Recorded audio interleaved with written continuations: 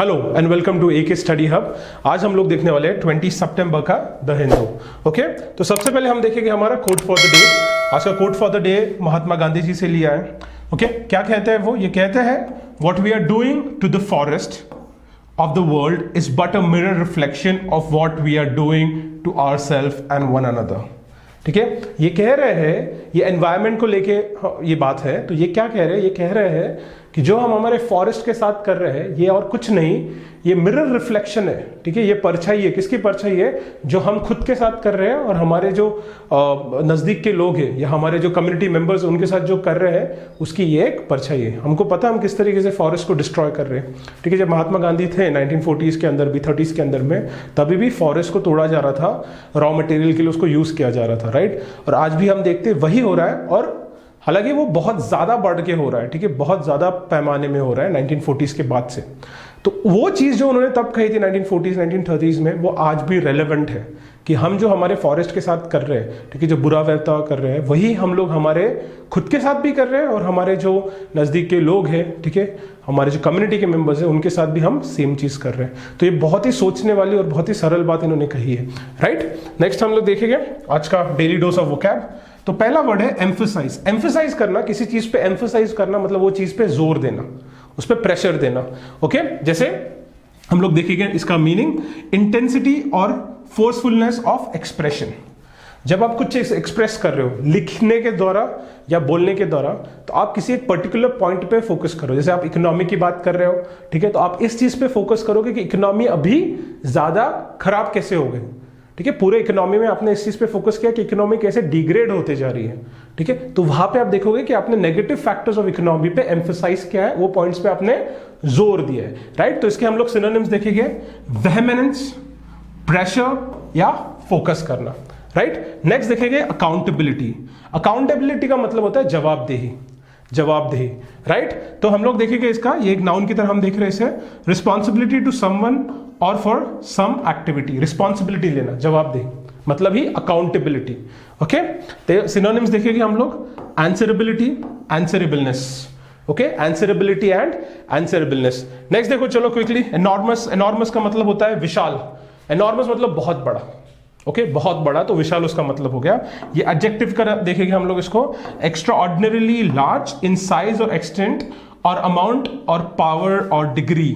बहुत ज्यादा, extra ordinarily large, किस किस चीज में लार्ज हो सकता है? ये साइज में लार्ज हो सकता है, एक्सटेंट में लार्ज हो सकता है, अमाउंट, पावर में भी लार्ज हो सकता है। जैसे the US president has enormous power, बहुत ज्यादा पावर है, ताकत के। जब उसकी साइज बड़ी है क्या? नहीं, खली जैसा बड़ा यूएस का प्रेसिडेंट नहीं, बट उसके पास जो ताकत है वो बहुत ज्यादा है। एक बटन पे वो न्यूक्लियर वॉर चालू कर सकता है, that is enormously powerful. Right, तो एनॉर्मस साइज को देखे भी हो सकता है। ठीक है, जैसे हम लोग देखते हैं कि Jupiter is enormous planet, Saturn is an enormous planet. ठीक है, और यही चीज हम लोग किसके साथ भी देख सकते हैं? अमाउंट के साथ, एक्सटेंट के साथ। He has enormous number of what you call gold coins with him. Okay, तो इस तरीके से बहुत सारी चीजों के लिए हम लोग एनॉर्मस यूज कर सकते हैं। बेसिकली एडजेक्टिव दिखाता क्या है कि विशाल, बहुत ज्यादा। ओके, तो इसके सिनोनिम्स आएंगे ट्रेमेंडस, ह्यूज, बिग। ओके, नेक्स्ट देखो कंपैटिबल। कंपैटिबल का मतलब होता है अनुकूल।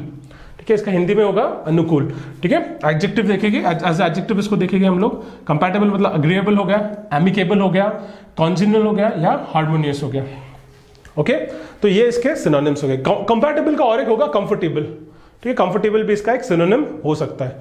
ओके, नेक्स्ट देखो अर्ज। अर्ज मतलब उत्तेजन या उत्तेजना। ठीक है, तो ये कब यूज होता है? जब आपको आपके एक्सप्रेशंस को आप दबा नहीं पा रहे हो। ठीक है, आपको उसको बाहर लाना है, तो आपको जो होता है, जो अर्ज होता है कि उसको फील करना, वो आपकी बात को आपको सामने वाले को रखना, तो दैट इज अर्ज। ओके, तो अर्ज देखेंगे, अ स्ट्रॉन्ग रेस्टलेस डिजायर। ठीक है, आपको आपके फ्रेंड को बहुत टाइम से कुछ बताना है, बता नहीं पा रहे हो, आप छुपा रहे हो, आपको लगता है अगर वो बात बता दी तो वो हर्ट हो जाएगा।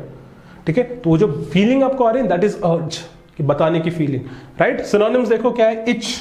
ठीक है, डिजायर, नीड, विश। तो इच मतलब एक्चुअली होता है खुजली। ठीक है, बट बहुत बार देखो ना, मजाक मस्ती में हम लोग बोलते कहते को बहुत खुजली है गलत काम करने की।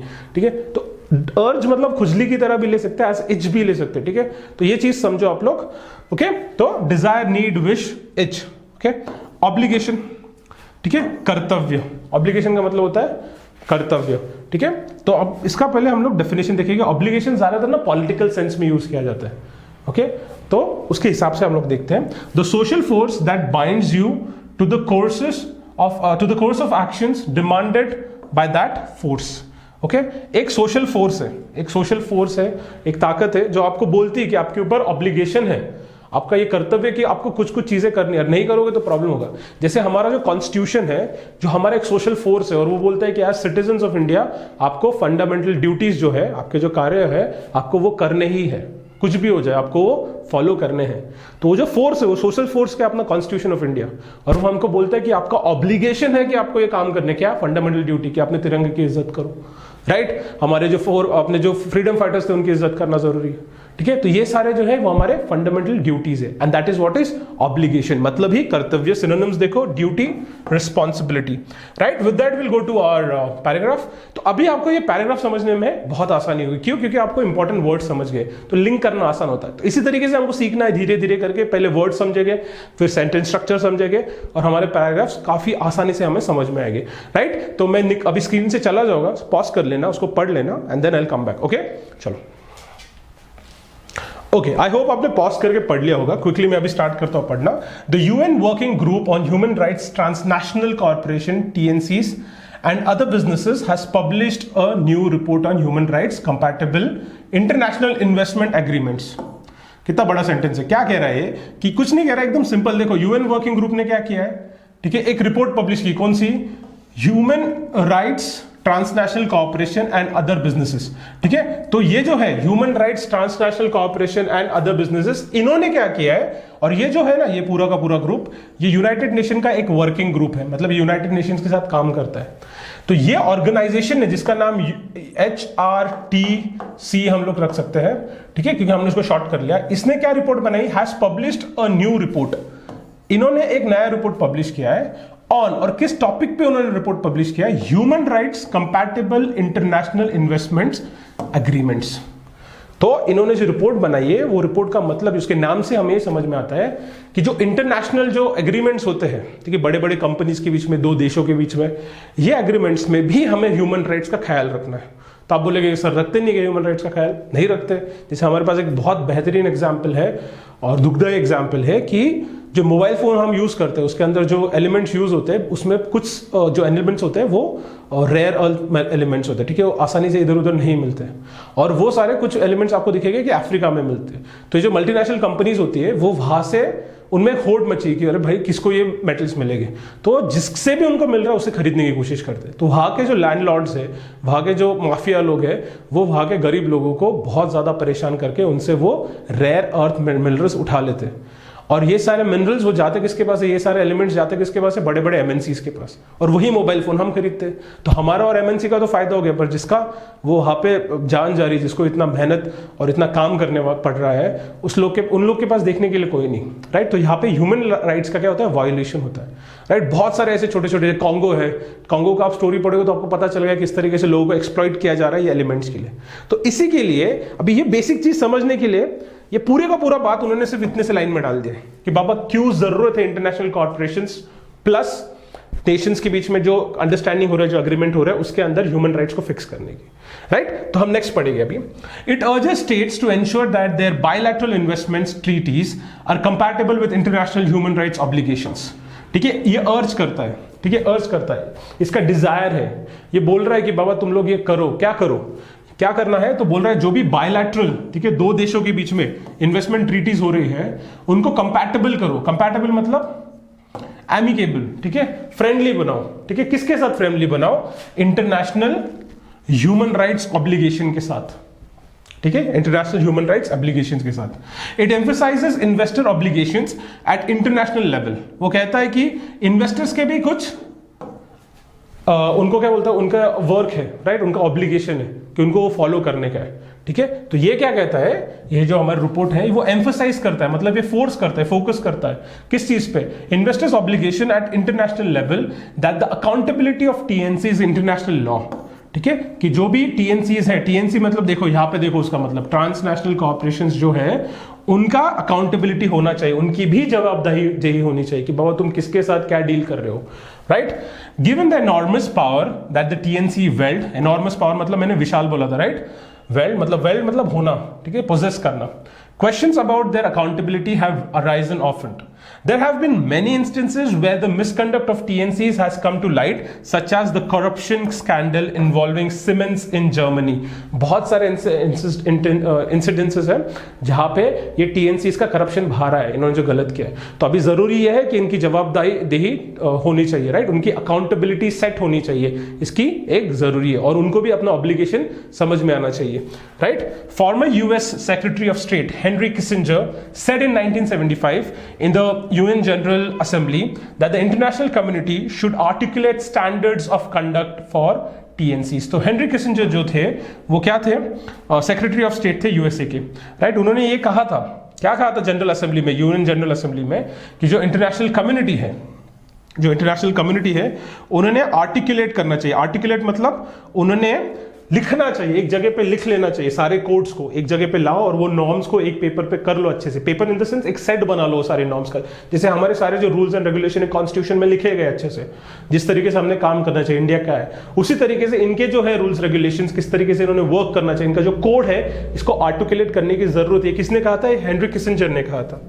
ओके, सब्सिक्वेंटली एन ऑडेशियस मतलब, ठीक है, बहुत ही मेहनत, ठीक है, बिना डरे हुए, बहुत ही हिम्मत वाला काम। ऑडेशियस मतलब एक हिम्मत वाला काम, ठीक है, एक हिम्मत वाला एफर्ट लिया गया था, एक ऑडेशियस एफर्ट लिया गया था, was made at the UN to develop a multilateral code of conduct on टीएनसीज।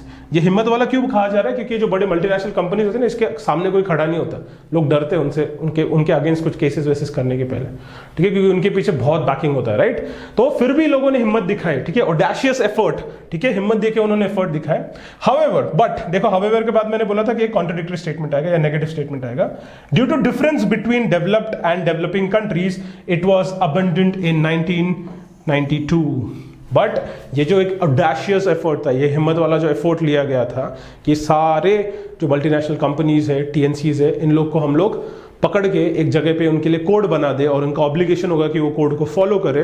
But 1992 में ये पूरा का पूरा प्रोजेक्ट अबैंडन कर दिया गया, इसको छोड़ दिया गया, इसको डिस्क्रेडिट कर दिया गया, राइट? तो ये हमारा पूरा का पूरा पैसेज था। अभी हम क्विकली हमारे लास्ट सेगमेंट की तरफ जाएंगे, इडियम्स एंड फ्रेजेस। क्या सेगमेंट है? देखो, इसमें पहला इडियम देखो, पे द पाइपर। पे द पाइपर और कुछ नहीं होता, जो आपके पास सर्विस देने आया, जैसे आपका जोमेटो का कोई डिलीवरी वाला आ गया, ठीक है, या आपका लैपटॉप कोई रिपेयर करके चला गया, आपका कोई फैन ठीक करके चला गया, तो ऐसे जो लोग आते हैं, ठीक है, जो आपका काम करके आते हैं, इनको जो पे करना होता है, ठीक है, तो यहाँ पे उसे पाइपर कहा गया। तो पे द पाइपर मतलब उनको पे कर दो। तो यहाँ पे जो पाइपर होता है वो मतलब वो आदमी हो गया जिसको हमने पे कर दिया। नेक्स्ट देखो, right hand man. Right hand man मतलब मोस्ट वैल्यूएबल असिस्टेंस और सपोर्टर। जैसे मुन्ना भाई एमबीबीएस में, ठीक है, जो मुन्ना भाई था उसका राइट हैंड मैन कौन है? Circuit. Simple, right hand man मतलब जिसको हम लोग बहुत इंपॉर्टेंस देते हैं, मतलब मेरा राइट हैंड मैन जो मेरा काम करेगा, ठीक है। नेक्स्ट देखो, see pink elephant. See pink elephant मतलब any visual hallucination arising due to intoxication, ठीक है। इंटॉक्सिकेशन मतलब किसी भी तरीके का नशा करने के बाद जो चीजें दिखती है, जो नशेड़ी लोग होते हैं उन्हें अलग अलग चीजें दिखती है, उनको बहुत सारे जो नहीं होता है वो भी उनको दिखना शुरू हो, उनको आभास होता है कि कुछ देख रहे हैं वो, तो इसे हम लोग कहते हैं सीइंग पिंक एलिफेंट। अगर if I say that XYZ is seeing pink elephants, इसका मतलब हो गया बाबा ही इज इंटॉक्सिकेटेड, मतलब उसने कुछ शराब पी हुई है और उसे नशा चढ़ चुका है। ओके, सो ये हमारे आज के 5 सेगमेंट थे। आई होप आपने एंजॉय किया, आपको बहुत अच्छा लगा होगा, इससे आपको कुछ चीजें सीखने मिलेगी। विद दैट विल एंड और हम दोबारा मिलेंगे। Thank you.